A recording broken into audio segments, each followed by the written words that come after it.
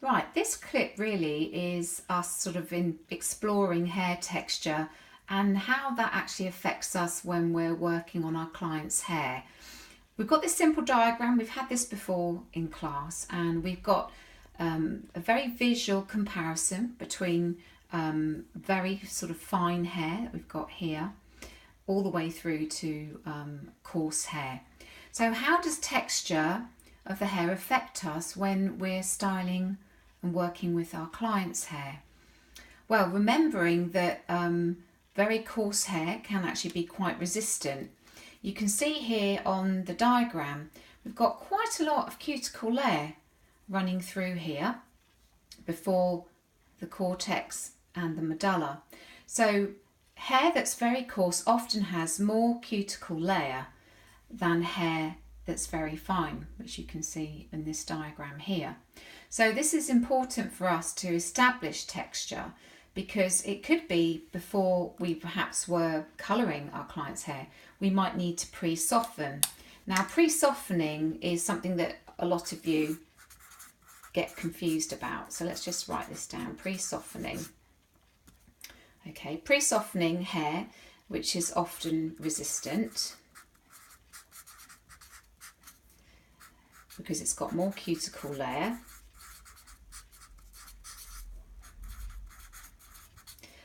Often hair, it could be white, could be a high percentage. Okay, so what do you think could happen if we're trying to colour someone's hair that has resistancy, has more cuticle layer, and also is white, maybe in places, or it could be all over the head? We know that that can actually slow down the absorption of the tint going into the cortex. So our result, actually, if we colour over white hair, maybe that hasn't been pre-softened, our result could be quite faded, or the colour and the tone may not be as intense as the colour chart has shown us at the beginning of the service. And we may be wondering what's happened, what's gone wrong. So pre-softening is a really good technique to open up some of this cuticle layer here, so we can lift up these many layers to allow our pigment of our tint to enter into the cortex, deposit in there, and obviously expand and become trapped. So hopefully we would get a very good coverage over white hair. How do we pre-soften? A lot of you, I know, get confused between pre-softening and pre-colour. Well, remember, pre-softening is a really easy one to remember. We've got our liquid peroxide. Remember, H2O2 is our scientific abbreviation for hydrogen peroxide. We apply onto dry areas of hair, which are white. Okay, and we blow dry. Okay, so we're going to blow dry liquid peroxide into the affected areas. So wherever there's a high percentage of white that could be resistant to our colour, we're applying very carefully onto those areas only, making sure that you're wearing gloves and an apron. That's really important. Also, the client has to be fully gowned and protected. So we're applying liquid peroxide. Dependent upon manufacturer, our liquid peroxide may only be something as low as 10 volume. Okay, so it doesn't need to be really any higher than that, unless the manufacturer is recommending you to do a different strength. We're going to blow dry that liquid peroxide into the hair until it's bone dry, and then you can carry on colouring as normal.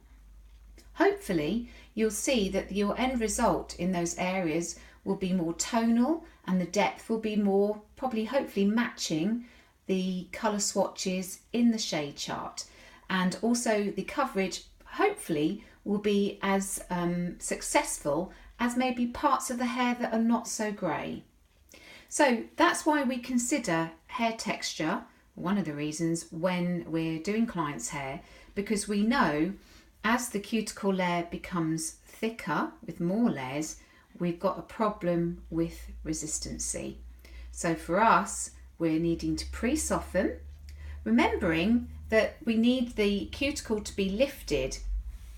And in our theory, we know that hydrogen peroxide is acidic.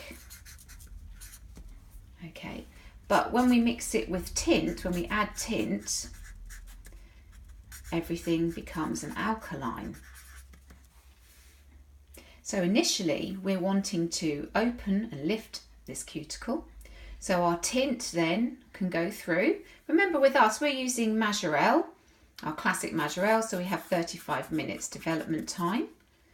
So we're wanting the tint to penetrate into the cortex area and then swell up, remember, into sort of irregular shapes clustering together over that 35-minute period. So hopefully your colour has deposited in the hair, and where the hair has been white with that high percentage, we've got good coverage there because we've actually thought about pre-softening before we started.